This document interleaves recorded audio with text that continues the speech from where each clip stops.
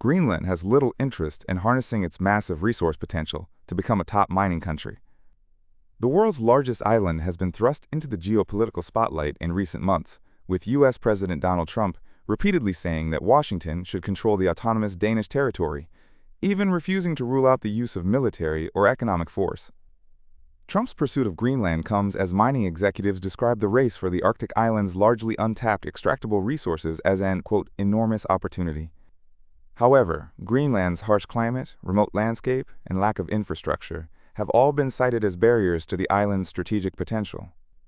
Njaja Nathanielsen, Greenland's Minister for Business and Mineral Resources, told CNBC that exploiting some of the territory's highly prized minerals is absolutely possible and viable, noting that several mining projects are already underway. We do have projects underway that I think are very promising: graphite, gold, copper, nickel, molybdenum, and so on.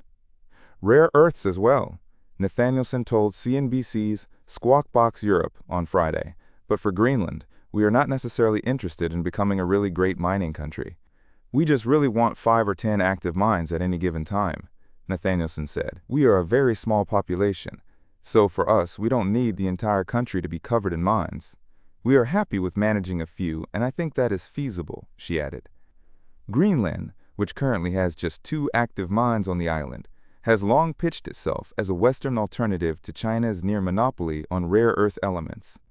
Indeed, a 2023 survey by the Geological Survey of Denmark and Greenland, GEUs, found that 25 of the 34 minerals recognized as critical raw materials by the European Commission were found in Greenland. These minerals include graphite, molybdenum, and titanium, all of which are expected to play a key role in the pivot to more sustainable energy sources. Earlier this week, mining development firm Critical Metals Corporation announced it had received a letter of interest from the Export-Import Bank of the United States for a loan worth up to $120 million to fund the firm's Tanbreez rare earths mine in southern Greenland. Notably, the funding package marked the Trump administration's first overseas investment in a mining project. Greenland authorities also recently approved a 30-year mining permit to a Danish-French mining group to exploit anorthosite, a rock rich in aluminum, at a site in western Greenland. Separately, Eldor Olafsson, CEO of Greenland-focused mining company Amaroq, described Greenland as an amazing country to operate in. The geology is such that Greenland has traveled around the world through a geological time and gone everywhere, which means that it has an exposure to most mineral resources, Olafsson told CNBC's Europe Early Edition on Thursday. It has a fantastic jurisdiction in relation to regulation. It is based on Nordic principles and law, he added. Asked how the prospect of the U.S. purchasing Greenland could impact the firm's operations and outlook, Olafsson said Greenland's destiny is for Greenlanders to choose. In the end, I think Greenland will become most likely an independent state, supported by the Nordic countries and supported by the U.S., just like Iceland was, Olafsson said.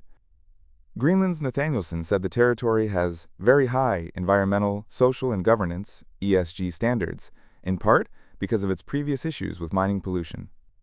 I think the people of Greenland really support the mining industry, which is quite kind of rare when you look at other jurisdictions.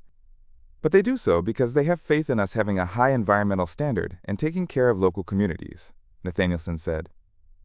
And if we start to fold on that, we will also lose the people's support of this industry. For us, it is really important. So I think we have learned from the past, she added.